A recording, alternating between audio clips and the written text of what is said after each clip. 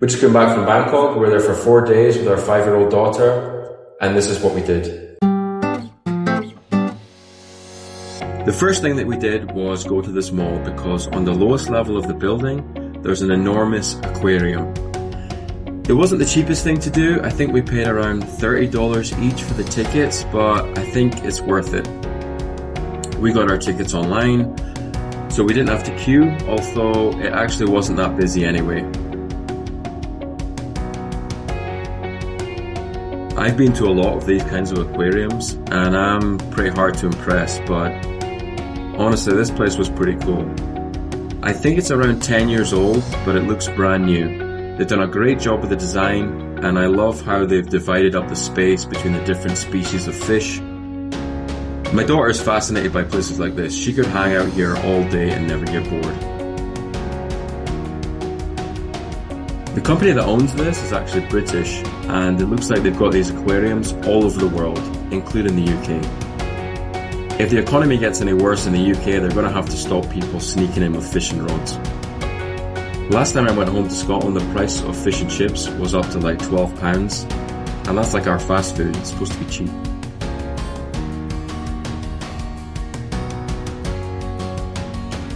I suppose that if global warming continues, then places like this will be the only way to see tropical fish, since all the coral reefs will be dead. My daughter's generation might well be the last to see these fish in the wild. I used to take her snorkeling when we lived in Mexico, and looking back, she was really lucky to have had access to the sea. Kids just have so much fun at the beach. One time we were hanging out at the beach in Mexico at sunset, and she wanted to go in the water, but I didn't want to get wet that late in the day. Anyway, we were at the water's edge when a shark cruised by. We could see the shark fin. It was probably a bull shark because they migrate to that area in the winter before they go off and give birth further down the coast. But yeah, that was a crazy experience because everyone on the beach started screaming, "Tiburon, tiburon," which is Spanish for shark. It was like something out of a movie. Anyway, I'm glad we weren't in the water that time. Literally, my worst nightmare is being attacked by a shark while swimming with my daughter and having to protect her at the same time as trying to fight a shark. Here's the shark tunnel. Every self-respecting aquarium has to have one of these tunnels. It's always the highlight. There's a big aquarium like this in New Zealand, and I don't know if they still do it, but they used to have these nights with kids where they'd let the kids sleep in the tunnel. My daughter was amazed by these penguins. You know, if you Google stolen penguins, you'll find loads of stories about people stealing penguins from zoos. Always make sure that you exit through the gift shop before your kid has a chance to ask you to buy something for them. So we stayed on Rambutri Alley, which is on the other side of the main road from the Khao San road. My wife was a bit worried about taking her daughter around at night, but it turns out it's really pretty safe and not seedy at all. She was worried it was going to be seedy. You know, that's the reputation that Bangkok has, especially at night. But it turns out totally kid-friendly. The Khao San road's changed a lot since the last time I was here when I was just a young backpacker. They now allow street food and other stalls right on the road. That used to be forbidden. There's also now a strange and very strong smell that permeates the whole area. I couldn't quite put my finger on what it was. It's not like there's much to do with your kids here aside from eat and people watch. I mean, my daughter found this hair braiding place and now she actually wants to do her entire head, so stay tuned for that. If the Khao San road's too hectic, you can cut through to Rambutri using this lane. It's a bit more chilled out there. Less people waving flyers and menus in your face. The music is less awful in this street. And if you keep walking to the end of Rambutri Road, you'll find Rambutri Alley, which is even more chilled out, and that's where we stayed.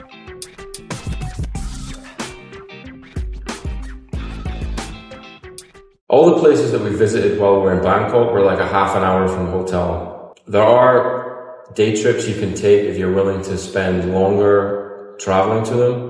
Some guy tried to sell us a tour to this zoo, but it was just like a zoo for hippos, and it looked really cool, but it was hours in the car.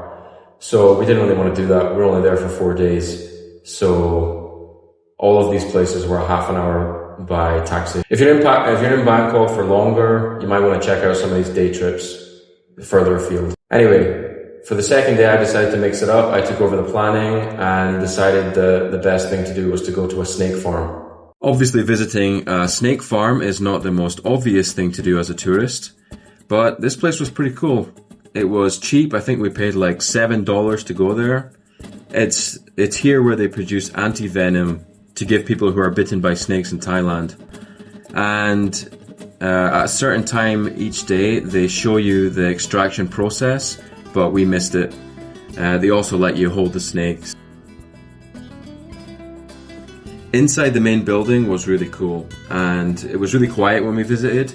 It's almost like most normal people don't arrive in Bangkok and think, okay, where's the nearest snake farm? My daughter loved it in here. She got super excited, especially about the cobras. She actually tried talking with one for a while, which was a bit weird. When I went to Morocco, I saw snake charmers in the main square in Marrakesh that looked like they were playing some sort of instrument and hypnotizing the cobras. But then I found out that snakes were deaf, so now I don't know what to believe. Upstairs is like something out of the movie Alien. Really cool. Actually, way better than I was expecting. I just really love and appreciate the design of this place. There's a real attention to detail. Even the walls are curved as if it was a snake.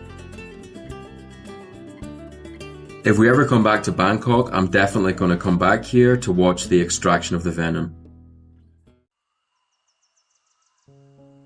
As luck would have it, about a 10-minute walk from the snake farm is this huge park. Free to enter, and they have all the typical park stuff that you'd expect. It gets really hot, so maybe come early in the morning or later in the afternoon. Very clean, very peaceful, reminds me a lot of Central Park in New York.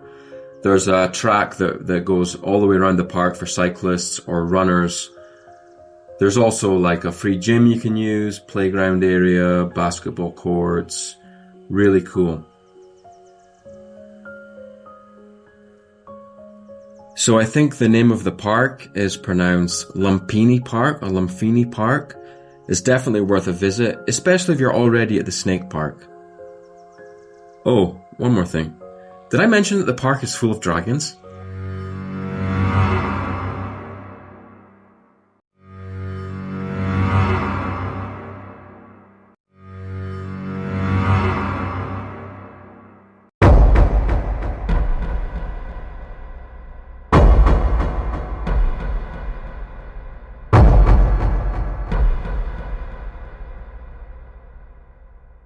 My wife took over the planning for the third day, probably worried that I would take us to another reptile farm.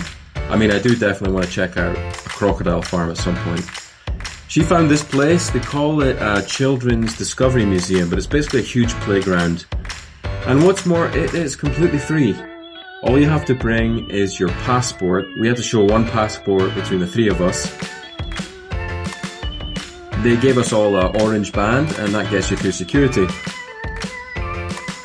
They have staff on site to keep the kids from getting too wild and running up the slides the wrong way and stuff like that, which is good because sometimes these kinds of places start to look a lot like the Hunger Games, especially if an older kid gets in the mix or they have too much sugar.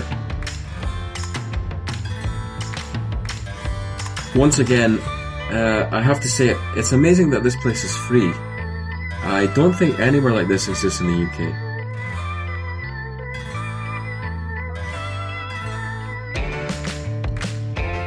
We forgot to bring my daughter's swimming stuff, so we couldn't use the water park area. Instead, we went upstairs to, there's like an indoor play area where they've designed like a miniature town with like little shops and stuff like that. I might just be being cynical, but I think if you opened a place like this in the UK and it was free, all the stuff would get stolen pretty quickly. And the stuff that was left, I think, would get covered in graffiti. But maybe that's just me being negative. The coolest thing by far was this enormous model aeroplane, which was pretty unbelievable to have in a free playground. I had the honour of being the co-pilot on this flight, and afterwards I was able to sit with the passengers and enjoy a delicious plastic meal which was still 10 times better than the food they serve you in British Airways. They also have this spaceship area, and they've even gone to the trouble of creating a view of the moon outside. Pretty incredible. And as if that wasn't enough, they've created a dinosaur-themed area with its own excavation site. You enter this area through the dinosaur's mouth, not terrifying at all, very cool. Go down the stairs and through the dinosaur's stomach, and you'll get to this cool dinosaur exhibit. If you continue on to the outside area, they'll give you some tools in order to help with the excavation effort. What are the odds that they built a playground on top of a bunch of dinosaur fossils? Pretty lucky and great fun for the kids.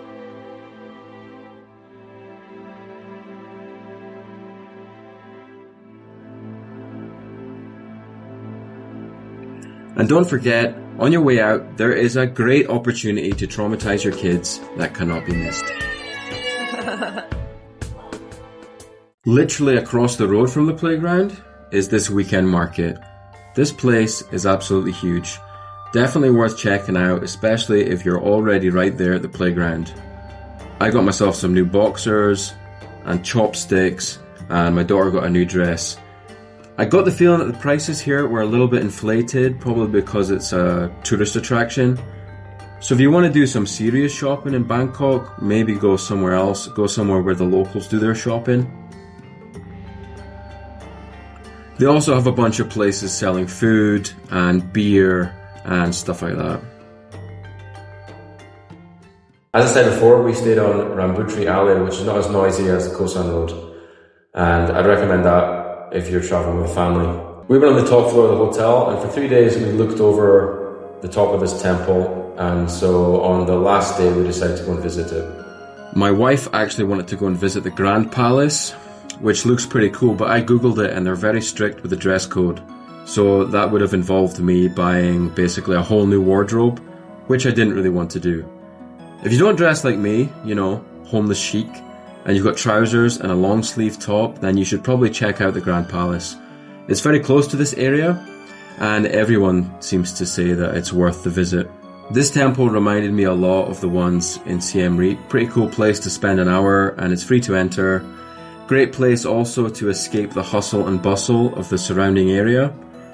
There is still a dress code here, but they allow shorts. It's not as strict as the Grand Palace.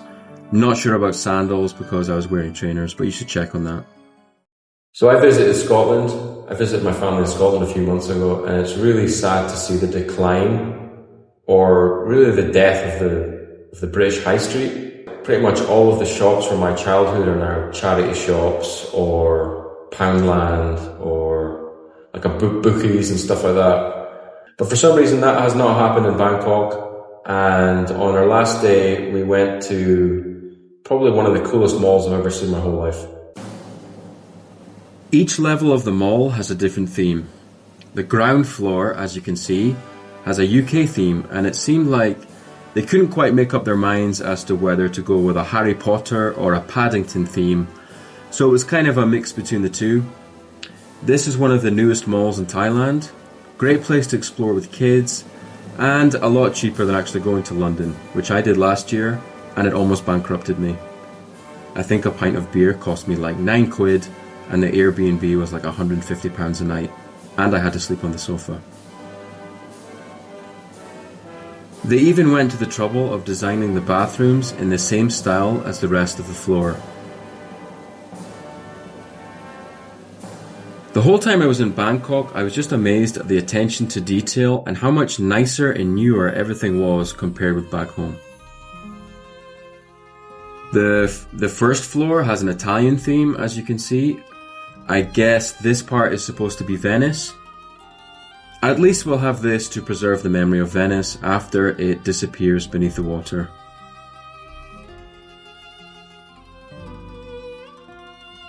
My daughter was quite taken with young Romeo here.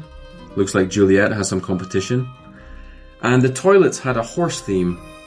So I guess Italy is synonymous with horses, but I've never heard that.